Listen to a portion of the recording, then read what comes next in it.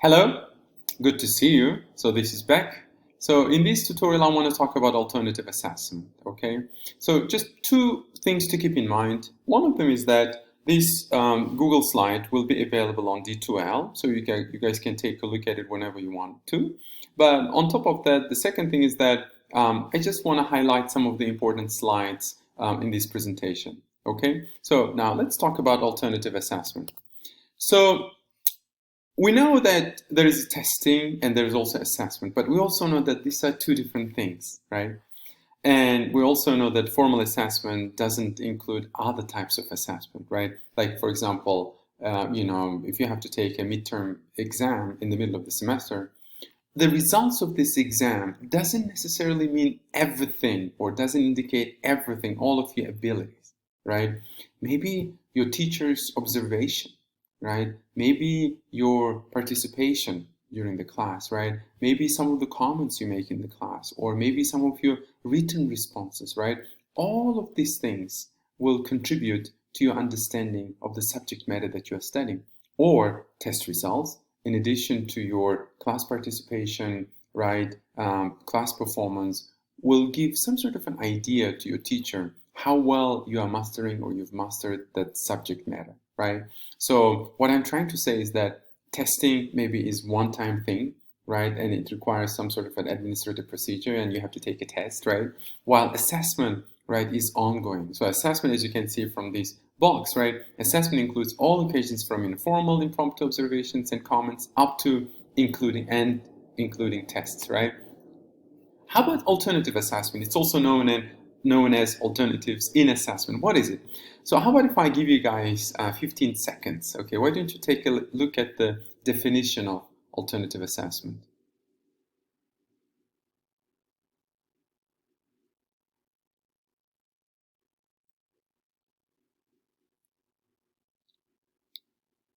So, as you can see, right, alternative assessment tools are typically based on a local curriculum under the control of the local program and are administered regularly to provide feedback to teacher and learners. So it looks like alternative assessment is teacher-friendly as well as learner-friendly, right?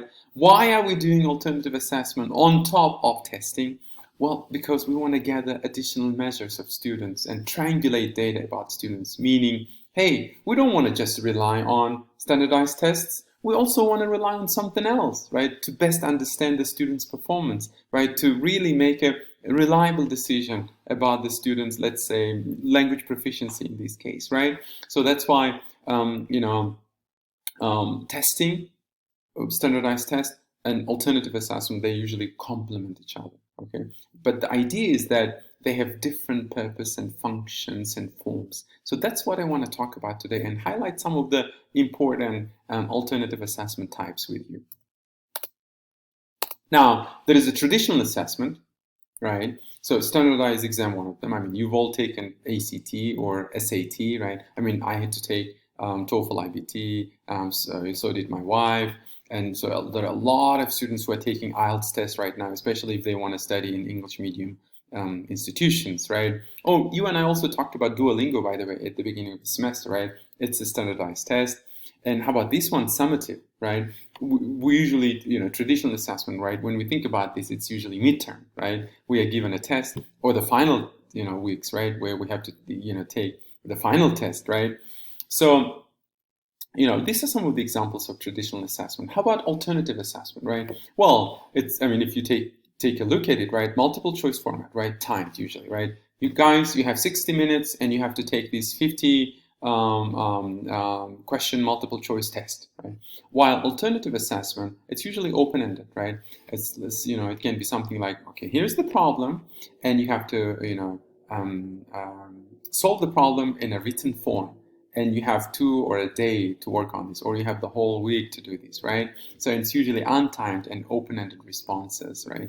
Summative, right? So what happens is usually you have to study for, if you have to take a midterm, right? So you have to study for about like 6-7 weeks, and you take the test, right? It's a summative test. While alternative assessment is formative. I mean, let's think about like portfolio, right? So what happens in portfolio is that, so let's say, I, for example, assign a student a topic to write, right? And what student needs to do first is to do an outline, right, for the essay. And the student will show me the outline and I will give the feedback. So you see, it's formative. And the student will incorporate my feedback, hopefully, and will write, let's say, a paragraph about the essay, right? And then will show me the paragraph, and I will give comments on the paragraph. And student will revise it and will hopefully write an essay, and will show me the essay again. And maybe I will ask the students to write 2 drafts, right? First draft, I will, as a teacher, give comments on the organization of the essay, while in the second draft, right, I will focus on grammar and vocabulary. So as you can see, it's formative in nature, right? There is always, the student is working on something and teacher gives feedback immediately, right? And it's relatively low stake, right? Now, maybe you won't be able to see all of these alternative assessment types because of my video, but this PPT, this Google slide is available on D2L, so you guys can take a look at it. But what is there is basically, these are some of the alternative assessment types: portfolios, journals, observations, self-assessment, peer assessment, conference, and interviews. Okay, so please, take a look at them, as you can see. And also, these are some of the advantages, the benefits of alternative assessment types. So take a look at them.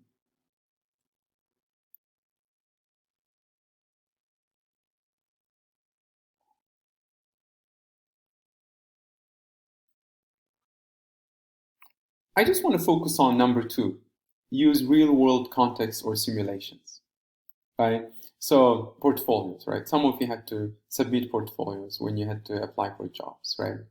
Or, let's look at interviews, right? Some of you had to go through interviews when you apply for jobs or when you apply for schools, right? I mean, these are common, right? So, so these are some of the benefits. Okay, what is this one, right? So let me just tell you about this. So what this graph shows is that, as you can see, large-scale standardized multiple choice tests, right? These are some of the assessment, right, types. In-class short answer essay tests, an assessment type. Portfolios, journals, and conferences. We've just seen it, right? These are alternative assessment types, right? Now, what you see on this X is that practicality and reliability. I mean, they are not necessarily, very reliable and very practical task types, right? As you can see, they are low. What do I mean by that? I mean, imagine you have 20 students and they all had to write 20 portfolios. At the end of the semester, you have 20 portfolios, and usually one portfolio contains what, like 30 to 50 pages, and you had to grade them all. Obviously, they're not practical. I mean, it might take you hours, days, and if not weeks, right, just to grade them. So as you can see, they're not necessarily practical. How about reliability? I mean, I'm right now drinking a cup of coffee, right? Maybe for the first two hours, with the help of coffee, I can grade some of the students' portfolios reliably. But what happens, when the effect of the coffee is gone after 2 hours and I'm tired, right? So what's going to happen when I feel sleepy? I might not be able to carefully grade, the rest of the students' portfolios as I did the first 2 hours, right? So that's why they're not necessarily practical and reliable assessment types. However, they're very authentic. Look, their authenticity is really high, right? Their watchback is also high. Why? Because as I showed you earlier, right? Portfolios, right? They're formative in nature. Formative basically means that student is continuously getting feedback, right, from the teacher. So that's why they're authentic, because most of the alternative assessment types simulate real-world tasks, interviews, conferences, observations, portfolios, right?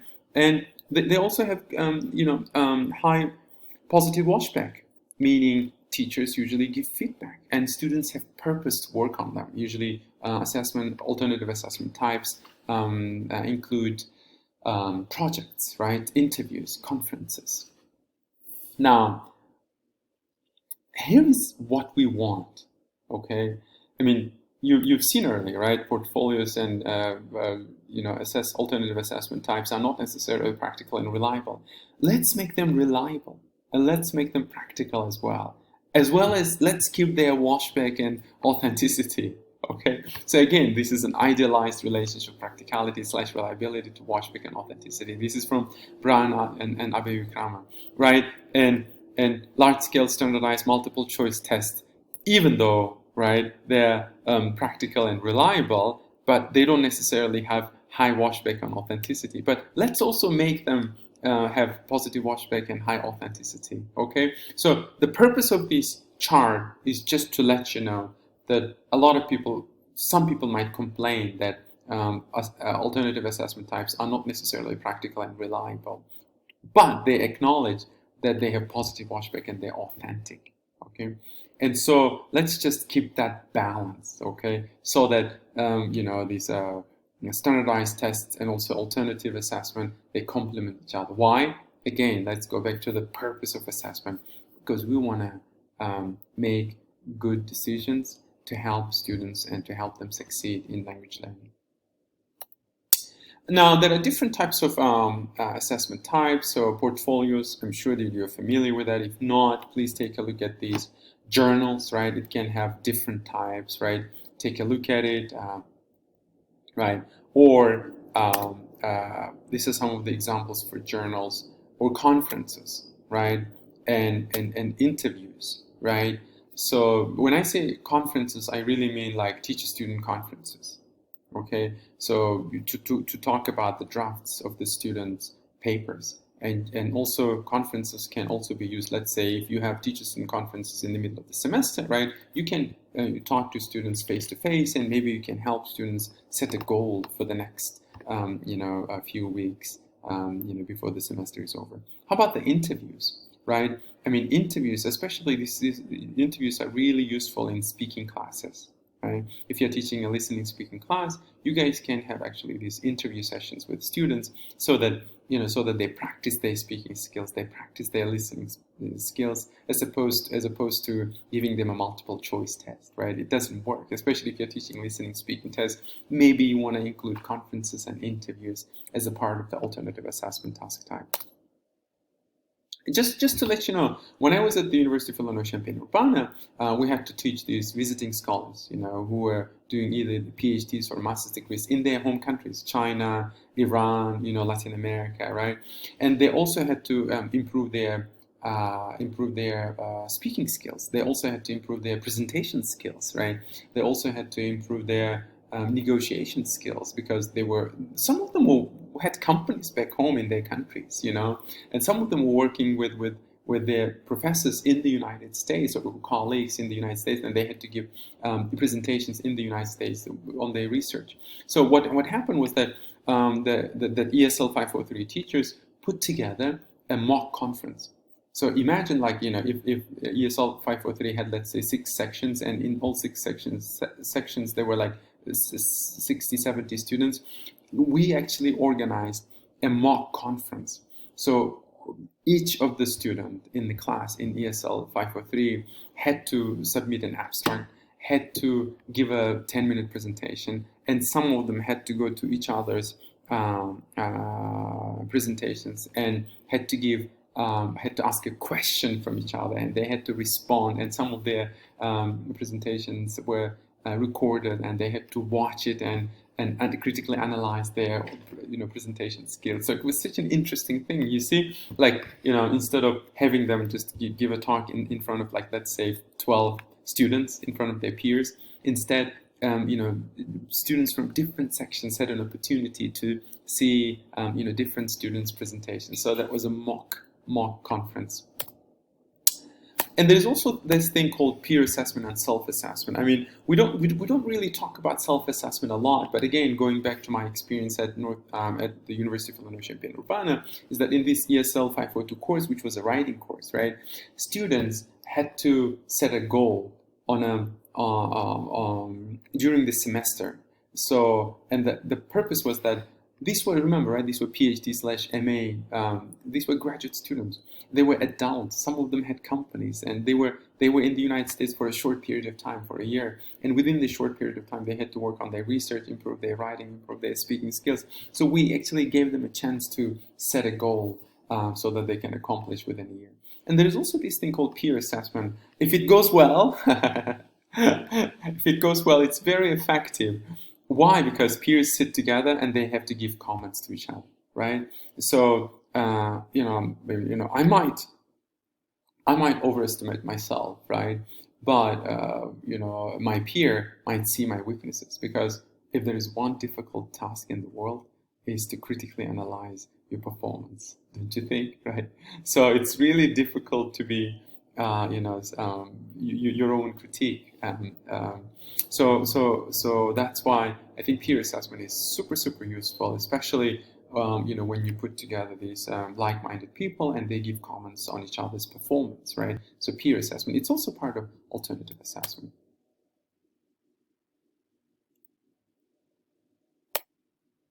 Now, what you see is that this is actually interesting. This is from Katz and Gottlieb. Why don't you guys take a look at it?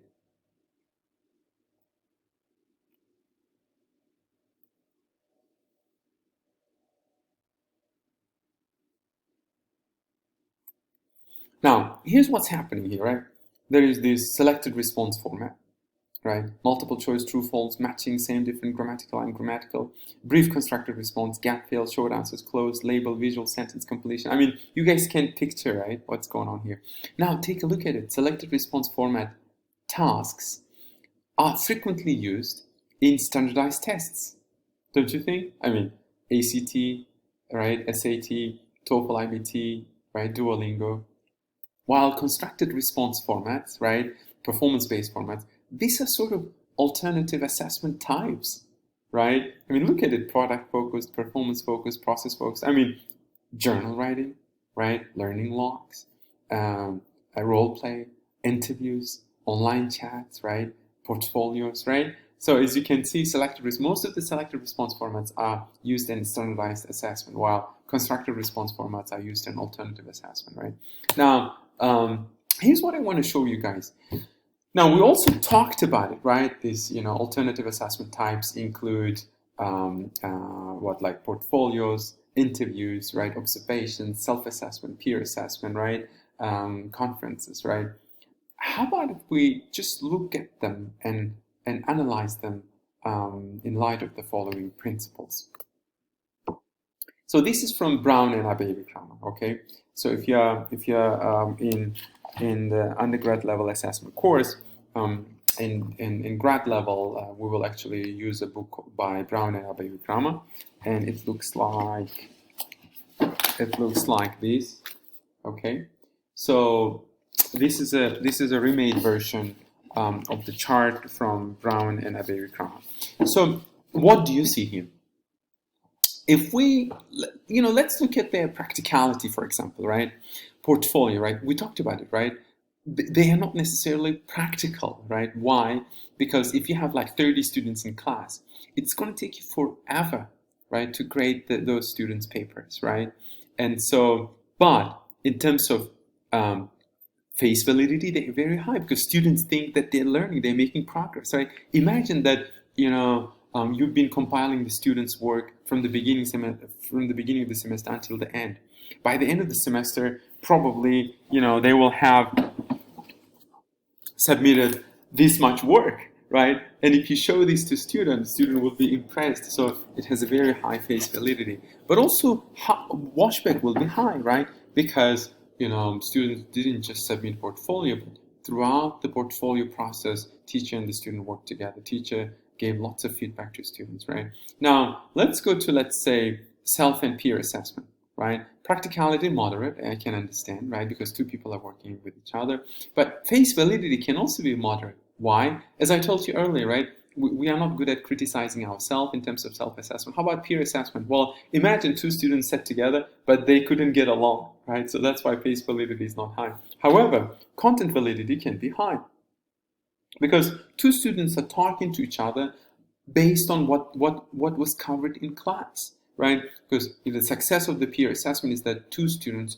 work on something the teacher just covered, right? They're not just talking about some sort of an uncontrolled task, right? The task is given to them specifically, and they had to work on a project together to finish it. So that's why content validity is high. And how about watchback? Watchback is also high. Remember, right? Watchback is the effect of testing on teaching and learning, right? When two students are talking to each other, they're continuously giving feedback to each other. So that's why watchback can be high. So, just take a look at it. So we have tasks, right? Portfolios, journal, conference, interview, observation, self and peer assessment, and you have these principles, right? And again, you guys might disagree with this because this was put together by Brown and Abeywickrama, but I agree with their evaluation of these principles and also of these alternative assessment types. So I want to finish it here, but if you have more time, you guys can take a look at these two videos that I provided you with. So this one is in the schooling system. This one is also actually an adult system. Okay. So I hope this video tutorial was useful. So if you have any questions, please email your questions to me. Or if some of the content is not clear, always let me know. I'd be very happy to discuss alternative assessment types with you. Good luck with everything. Bye.